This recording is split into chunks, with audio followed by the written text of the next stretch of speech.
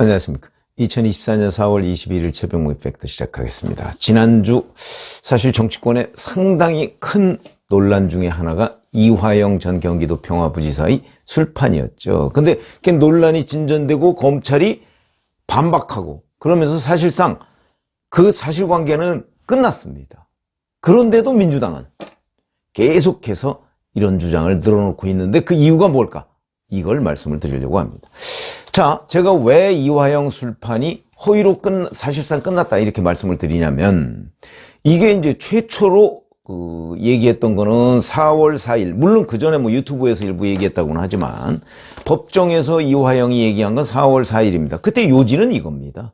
작년 6월경, 처음에 그렇게 얘기했었죠. 6월경 그 수원지검 1313호 검사실 앞에 창고라고 쓰여 있는 바로 그 장소에서 김성태 전 회장이 연어 뭐 이런 것들을 시켜서 소주하고 같이 먹어가면서 본인한테 회유를 했다. 이렇게 얘기한 게 이게 핵심적인 요지거든요. 자, 그런데 이렇게 4월 4일 법정에서 얘기했던 거를 그 이후에 김광민 변호사를 통해서 계속 뭐 검찰이 반박을 하면 거기에 대해서 재반박하고 이 과정에서 점점점 뭐 말을 바꿨습니다. 처음에는 시점을 6월경이라고 했다가 6월 30일이라고 했다가 6월 말 7월 초순경이라고 했다가 7월 3일 그리고 오후 5시쯤 이렇게 얘기를 했습니다. 이렇게 수시로 바뀐 거예요. 도대체 언제 술판이 있었다는 건지 이제는 그걸 알 수 없을 지경에 처했다. 장소도 처음에 1315 창고라고 쓰여있는 곳 이렇게 얘기를 했었는데 그 다음에 영상 녹화실이라고 얘기를 하고 검사 휴게실이라고 또 얘기를 했습니다. 또 바꾼 거예요, 이것도. 그러니까 이 부분도 좀 애매해지고 그 다음에 또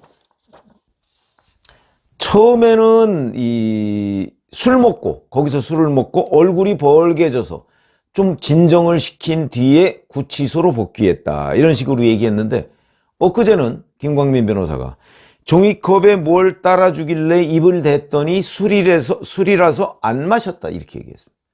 그럼 술판이 있었다는 얘기냐 없었다는 얘기냐 뭐 거의 이 지경까지 간 상황이고요. 이게 이제 뭐냐면 작년 12월 26일에 김광민 변호사가 어느 유튜브에 나와서 한 얘기라고 해요. 여기는 이제 술판을 보다 못한 교도관이 검사한테 항의까지 했다. 이렇게 얘기를 했었거든요. 근데 엊그제는 영상 녹화실 안에서 또 술판이 벌어졌다 이렇게 주장을 했으니까 그 안을 들여다보려면 작은 유리창을 통해야 되는데 교도관들이 시야 확보가 안 돼서 음주 상황을 파악하거나 제지할 수가 없었다 이렇게 얘기합니다. 그럼 교도관이 항의했다는 건 무슨 얘기죠? 이렇게 되니까 또 검찰이 영상 녹화실을 공개했습니다. 그 영상 녹화실을 보면 창이 작은 게 아니고 어마어마하게 큽니다. 다 들여다볼 수 있게 돼 있습니다. 그러니까 설령 영상 녹화실에 교도관이 못 들어간다 할지라도 그 안에서 무슨 일이 벌어지는지는 다 안다. 그러면 처음에 뭐 검사한테 항의까지 했다는 얘기와 그 다음에 교도관이 제지할 수 없었다는 거 완전히 다른 얘기입니다. 자, 이렇게 시점, 장소, 상황 이런 것들이 계속 바뀌다 보니까 이걸 누가 믿겠느냐. 아무도 안 믿는 사태가 됐다. 이런 거죠. 그리고 검찰이 이제 자꾸 며칠 오후 5시 어쩌고 얘기를 하니까 출정일지라는 게 구치소를 나가서 몇 시부터 몇 시까지 조사를 받고 구치소로 복귀한 그리고 그때 교도관이 누구다 교도관 이름은 물론 지웠지만 하는 것까지를 다 공개했습니다. 그게 18일 오후입니다. 오늘 21일이죠. 지금 이 시점까지 반박을 못 내놓고 있습니다. 왜? 출정일지라는 건 그걸 조작하기 전에는 너무나 명백한 거기 때문에 반박을 못 하고 있는 거죠. 그러니까 이제 또 뭘 만들어내려고 하는 그런 건지는 모르겠으나 여하튼 저희처럼 기자를 했던 사람들이 객관적으로 보면 이거는 이미 끝났다. 술판 자체가 있지도 않았다. 만들어내려다가 말을 계속 바꾸면서 꼬이고 그러면서 완패했다. 이렇게 볼 수 있는 거죠. 그런데도 민주당은 수원지검, 대검찰청 잇따라 방문해서 감찰을 촉구하고요. 이것도 좀 궁금한 부분은, 그러면 감찰을 해서 결과를 내놓으면 그걸 민주당이 믿을까요? 안 믿을 거 아닙니까? 뻔한 건데. 그러다 보니까 이제 감찰을 거부했죠. 이러니까 19일에는 또 민주당의 무슨 검찰 독재 정치 청산 무슨 위원회인가 하는 데서 입장문을 냈는데, 그 입장문이 이렇습니다. 진실이 밝혀지거나 거짓 감찰로 책임질까봐 몸을 사리는 것 아니냐. 국정조사와 특검 등 모든 방안을 강구하겠다. 이렇게 얘기를 했고요. 그 다음에 당 차원의 진상규명을 위한 정치검찰 사건 조작 특별대책단 이런 걸 만들겠다. 이미 활동에 들어갔다. 이렇게 얘기합니다. 여기에 13명이 구성되어 있는데 대장동 변호사 5명 이번에 당선된 사람 다 포함되어 있다. 이런 거거든요. 이제 이화영 술판, 이 모든 팩트가 김성태 전 회장 본인은 물론이고 연어를 사오는 심부름을 했다는 쌍방울 그룹의 박땡땡 씨도 자기 그런 심부름 한 적 없다. 이화영만 주장하고 있는 겁니다. 그리고 객관적 사실도 모두 이화영의 주장은 사실이 아니라 하는 걸 뒷받침하고 있으니까, 만약에 정말 이 문제를 가지고 재판을 했을 경우는 이화영 전 부지사의 주장이 거짓말이다. 명백해졌는데도 불구하고 민주당은 계속 이 문제를 키워갑니다. 항의 방문 이러더니 감찰 촉구 이러더니 이제는 그거 거절당하니까 이제 국정조사 특검까지 가 있습니다. 지금. 이게 왜 이럴까 하는 부분. 자, 저는 이렇게 생각합니다. 4월 4일이면 4월 10일 총선 전입니다. 일주일 전쯤 되죠. 이때 주장을 했는데 왜 가만히 있었을까요? 이때 기자들도 안 썼습니다. 그 수원 지방법원 그때 기자들도 안 썼어요. 왜? 그 기자들한테 하나 물어보니까 황당한 주장이고 근거가 요만큼도 없기 때문에 쓸 수가 없었다 이럽니다. 민주당도 알고 있었겠죠. 근데 가만히 있다가, 그러니까 만약에 이 말이 이거 얼마나 큰 문제입니까? 그때 문제 제기를 했어야 되는데, 그때 문제 제기를 하면 선거법상 허위사실 유포에 걸리고, 이거는 또 이제 지금 김명수 법원 체제가 아닙니다. 조희대 법원 체제이기 때문에 아마 이번에 선거법 위반으로 기소가 되면 6개월 내에 바로 나올 겁니다. 1심 결론이. 그렇게 되면 자기들이 크게, 그렇게 되면 자칫 잘못하면 이재명 선거법 재판보다 1심 선고가 먼저 나올 수도 있죠. 허위사실 유포로. 그거를 겁냈기 때문에 주장을 안 하다가 선거가 끝나자마자 주장을 한 것 아닌가. 이런 분석이. 그러니까 무슨 얘기냐면 이 주장이 사실이 아니라는 것을 이재명 대표와 민주당도 알고 있었다는 얘기가 되는 거죠. 그렇지만 문제 제기를 해야 되겠다. 왜? 문제 제기를 하는 것 자체가 목표다 이거죠.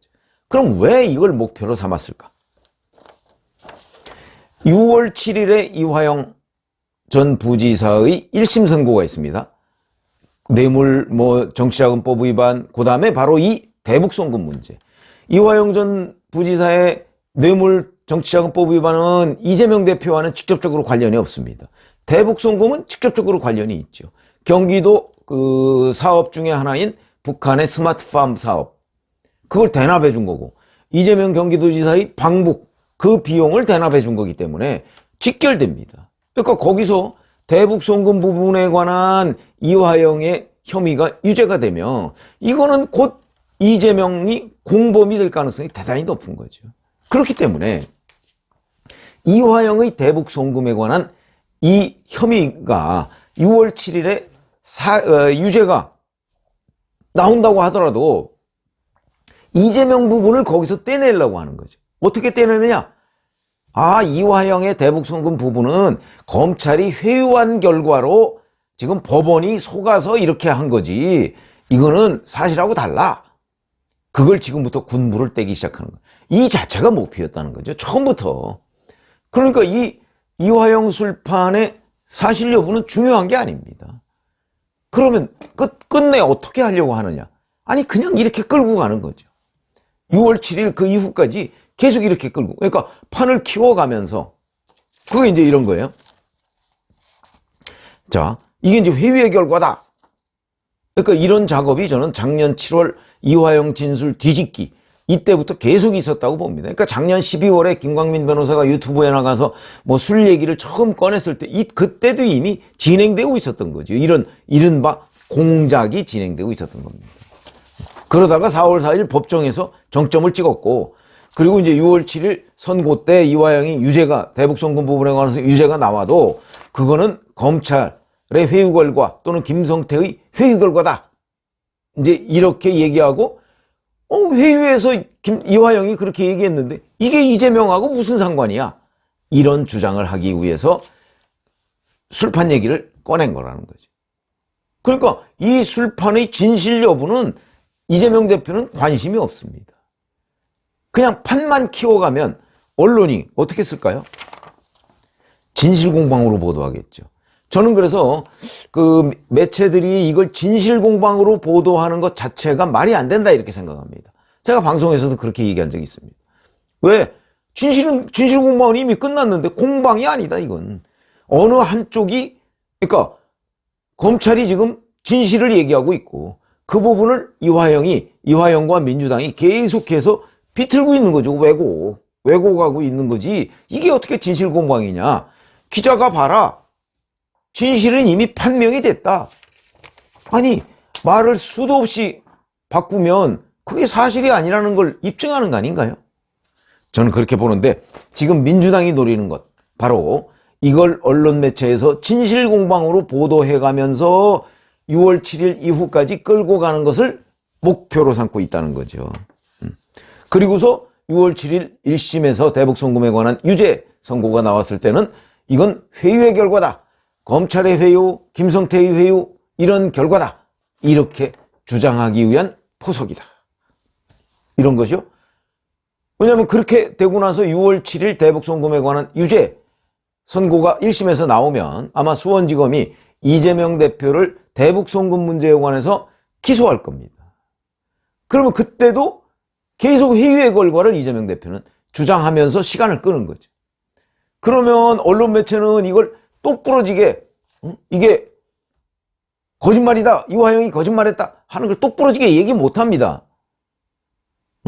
저희 같은 사람은 정말 객관적으로 이걸 파악해서 이러이러한 상황이면 이건 거짓말이다 이렇게 얘기를 할 수 있지만, 언론은 하다못해 반론이라도 받아줘야 됩니다. 그걸 노린 거죠. 더군다나 국정조사 특검, 만약에 국민의힘이 이걸 받잖아요. 그러면 국정조사 특검 여기서 또 막 회유 뭐 이렇게 다 판명이 끝났는데 회유 얘기를 집중적으로 제기할 겁니다. 그렇게 되면 언론은 또 공방으로 씁니다. 이런 사실, 거기다가 민주당 의원들 국민의힘보다 얼마나 화력이 좋습니까? 공격력이 좋습니까? 그러면 또 상당수의 국민들은 그걸 들어보면 그래 뭐가 사실이야? 아마 이렇게 될 겁니다. 지금도 진실공방 얘기를 하고 있죠. 6월 7일 이화영 1심 유죄 선고 이후에도 또 뭐 국정조사 특검 주장해가면서 뭐 진실을 규명하자고 나오면 또 공방으로 씁니다. 그때도. 그게 어찌 보면 언론 취약점이죠. 그거를 민주당이 분명하게 이재명 대표가 간파하고 있습니다. 이재명 대표는 바로 그걸 노리고 처음부터 상황이 이렇게 전개된다는 것을 다 알죠. 그렇지만 자기들의 목표는